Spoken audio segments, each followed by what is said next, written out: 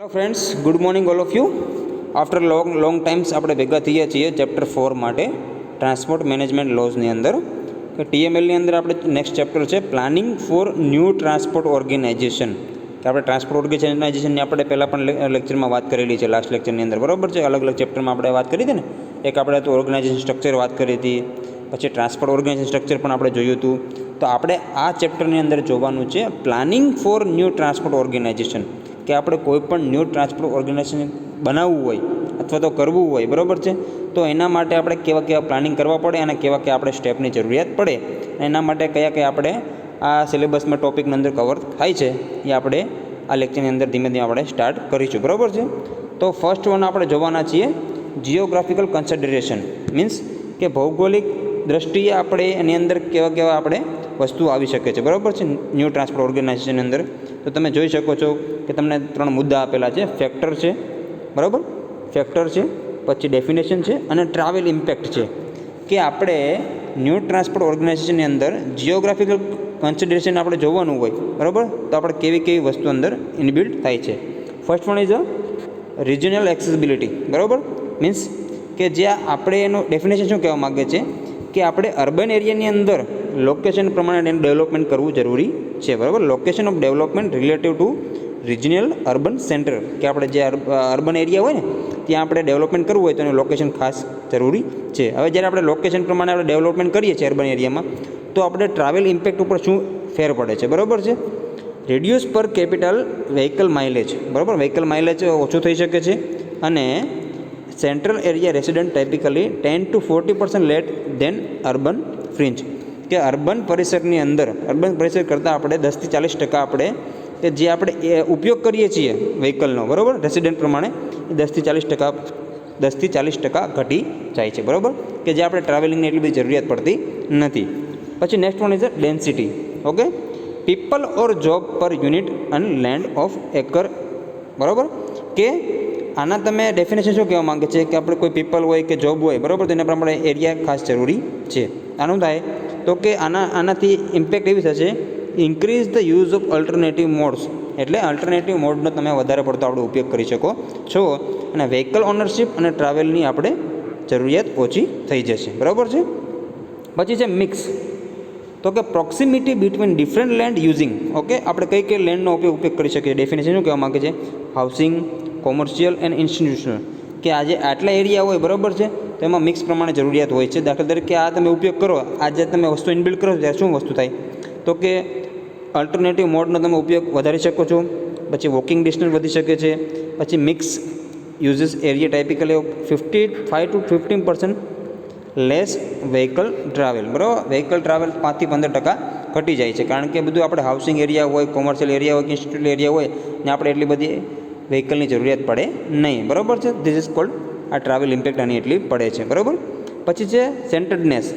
કે portion of job of another activities in central activity centre.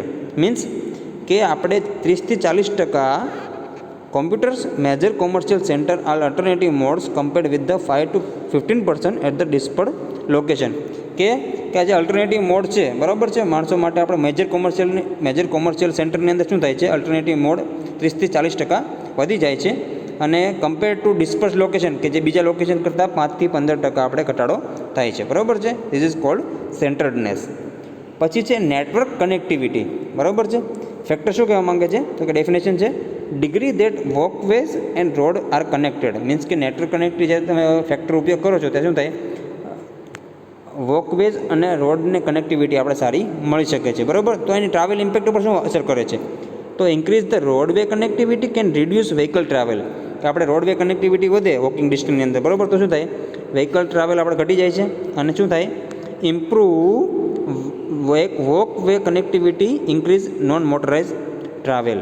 કે આપણે travel પ્રમાણે આપણે વોકવેઝ મીન્સ કે ચાલવાનું ડિસ્ટન્સ વધી જાય, મીન્સ કે ચાલવાનો ખૂબ જ સારો ફાયદો થાય છે. અને આપણે અહીંયા વ્હીકલનો ઉપયોગ પણ આપણે ઘણી બધો ઘટી જાય છે. Next one is road way design, બરાબર. તમે ડેફિનેશન શું કહેવા માંગીએ રોડ વે ડિઝાઇન તો કે સ્કેલ છે, ડાયાગ્રામ છે, મેનેજમેન્ટ ઓફ સ્ટ્રીટ. કે આપણે કયા એનું ડિઝાઇન સ્કેલિંગ કરવું પડે, મેનેજમેન્ટ કરવું પડે, એ આપણે ખાસ જરૂરી છે. તો એની ટ્રાવેલ ઇમ્પેક્ટ ઉપર શું અસર કરે છે તો કે multi modal streets increase use of alternative modes. કે આપણે મલ્ટી મોડલ જે સ્ટ્રીટ એરિયા હોય ત્યાં શું કરે છે કે અલ્ટરનેટિવ મોડનો આપણે ઉપયોગ ઇન્ક્રીઝ થાય છે, બરાબર. ટ્રાફિક પ્રોબ્લેમ પણ ઘટી જાય છે અને increase the non motorise travel. Non motorise ટ્રાવેલનો આપણે વધારે આપણે ઉપયોગ કરી શકીએ છીએ. Next one is active transport means walking and cycling condition. Okay, તો આમાં જોઈએ આપણે quantity, quality and security of sidewalks, crosswalks and path and bike lanes. Means કે જ્યારે આપણે વોકિંગ કરતા હોય, સાયકલિંગ કરતા હોય તો શું જરૂરિયાત છે, તો કે સાઈડમાં વોકિંગ કરતા હોય, ક્રોસમાં વોકિંગ, ક્રોસ વોક નહીં કરતા આપણે પાથ ઉપર, પછી પાથ એન્ડ બાઇક લેન ઉપર વોકિંગ કરતા હોય, બરાબર છે. એ આપણે ક્વોન્ટિટી, ક્વોલિટી ખાસ એની ચેક કરવાની હોય છે. તો એનાથી શું થાય તો કે improve walking and cycling condition to increase the non motorise travel and reduce automobile travel.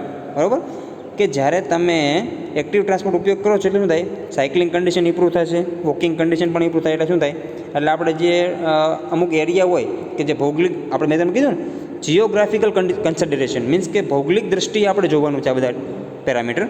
કે આપણે જ્યારે જમીન ઉપર કોઈ પણ ન્યૂ ટ્રાન્સપોર્ટ ઓર્ગેનાઇઝેશન કરતા હોય તો આપણે જે નજીક કરતા હોય શું થાય કે સાયકલિંગ કન્ડિશન સારી બને છે, વોકિંગ ડિસ્ટન્સ પણ સારું બને છે. એનાથી આપણે નોન મોટરાઇઝનો ટ્રાવેલ છે એ ઇન્ક્રીઝ કરી શકીએ છીએ અને ઓટોમોબાઈલ જે ટ્રાવેલ છે એને આપણે ઘટાડી શકીએ છીએ. Next word is transit quality and accessibility means કે quality if transit service and access from transit to destination. કે ક્વોલિટી સર્વિસ પ્રમાણે સારી મળે છે અને ડેસ્ટિનેશન પ્રમાણે આપણે એક્ઝેક્ટલી પહોંચી શકો છો. તો આનાથી શું થાય તો કે increase ridership and reduce automobile trips. Ridership વધે છે અને ઓટોમોબાઈલ ટ્રીપ્સ ઘટે છે, બરાબર છે. Resident of transit oriented neighbourhoods tend to own 10 to 30% fewer miles and use alternative modes 2 to 10 times more than in the automobile oriented an area. બરાબર છે કે આપણે ઓરિએન્ટેડ એરિયા પ્રમાણે આપણે નેબરહુડ પ્રમાણે 10 થી 30% માઇલ્સ ઘટી જાય છે. એટલા પ્રમાણે શું થાય છે, આપણે રાઇડરશિપમાં વધારો થાય છે અને ઓટોમોબાઈલ ટ્રીપનો આપણે ઉપયોગ કરવો પડતો નથી. Okay, next one is a parking supply and management. Okay, તો કે નંબર ઓફ પાર્કિંગ સ્પેસ પર બિલ્ડિંગ યુનિટ ઓર એકર. કે આપણે નંબર ઓફ પાર્કિંગ સ્પેસ અને આપણે જે બિલ્ડિંગ છે એ પ્રમાણે આપણે બનાવવું પડે. How parking is manage and priced, એની પછી પ્રાઇઝિંગ પ્રમાણે આપણે આપવાની હોય છે. ઓકે, તો tends to reduce vehicle ownership and use, increase the use of alternative mode. Cost recovery pricing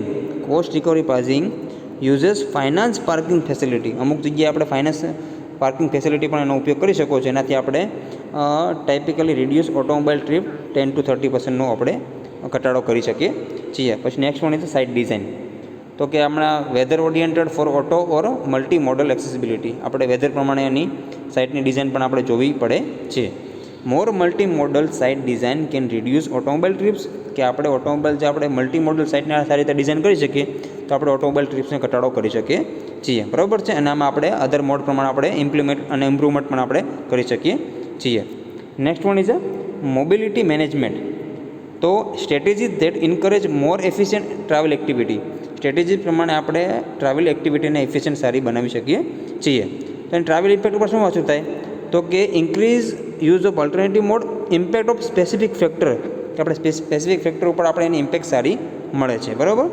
પછી છે ઇન્ટિગ્રેટેડ સ્માર્ટ ગ્રોથ પ્રોગ્રામ. તો ડેફિનેશન શું કહેવા માગે છે, travel impact of integrated programme that include a variety of plans use management strategy. કે આપણે જ્યારે કોઈ પણ ટ્રાવેલ બનાવતા હોઈએ, બરાબર છે, ઇન્ટિગ્રેટેડ પ્રોગ્રામ બનાવતા હોઈએ ત્યારે આપણે વેરાયટી લેન્ડનો ઉપયોગ કરીને મેનેજમેન્ટ સ્ટ્રેટેજી સારી બનાવવી પડે, બરાબર છે. તો શું કહેવા માંગે છે કે smart growth community resident typically 10 to 30% fewer vehicles, drive 20 to 40% less અને use alternative modes 2 to 10 times more than in the automobile dependent. Means કે આપણે જમીન પ્રમાણે આપણે વેરાયટી પ્રમાણે ગ્રોથ કરતા રહીએ, મેનેજમેન્ટ સ્ટ્રેટેજી સારી બનાવતા રહીએ તો 20 થી 40% આપણે ડ્રાઈવ આપણે ઓછી કરી શકીએ છીએ અને અહીંયા આપણે અલ્ટરનેટિવ મોડનો 2 થી 10 ગણો આપણે વધારો કરી શકીએ છીએ. ઓકે, ખ્યાલ આવી ગયો મિત્રો કે આ કોષ્ટક મેં તમને બતાવ્યું શેના માટે છે, બરાબર. તો શું કહેવા માંગે છે કે જ્યારે આપણે કોઈ પણ ન્યૂ ટ્રાન્સપોર્ટ ઓર્ગેનાઇઝેશન કરવાના હોય કે જેનો પોઈન્ટ છે પહેલો જિયોગ્રાફિકલ કન્સિડરેશન. કે ભૌગોલિક દ્રષ્ટિએ આપણે કોઈ પણ ન્યૂ ટ્રાન્સપોર્ટ ઓર્ગેનાઇઝેશન બનાવતા હોઈએ ત્યારે આપણે એટલા ફેક્ટર ખાસ જોવા પડે કે જેમાં આપણે જો ડેન્સિટી જોઈએ, મિક્સ જોઈએ, રિજનલ ટ્રાન્સપોર્ટ એક્સેસિબિલિટી જોઈએ, પછી પાર્કિંગ ફેસિલિટી જોઈએ, બરાબર છે. તો આ બધી જે આપણે ફેક્ટર જોયેલા છે ને, ફેક્ટર પ્રમાણે રોડવે ડિઝાઇન જોઈએ, ટ્રાન્ઝિટ ક્વોલિટી જોઈએ, એક્ટિવ ટ્રાન્સપોર્ટ જોયા, parking supply and management system જોઈએ, સાઇટ ડિઝાઇન જોઈએ.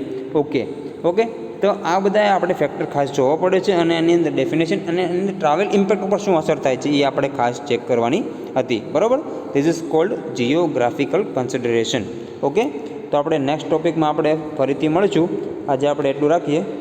ઓકે મિત્રો, નેક્સ્ટ લેક્ચર આપણે બીજી વાર મળીએ ત્યારે આપણે લેઆઉટ ઓફ બસ સ્ટેશન આપણે બધું ચેક કરવાનું છે. ઓકે મિત્રો, thank you all of you.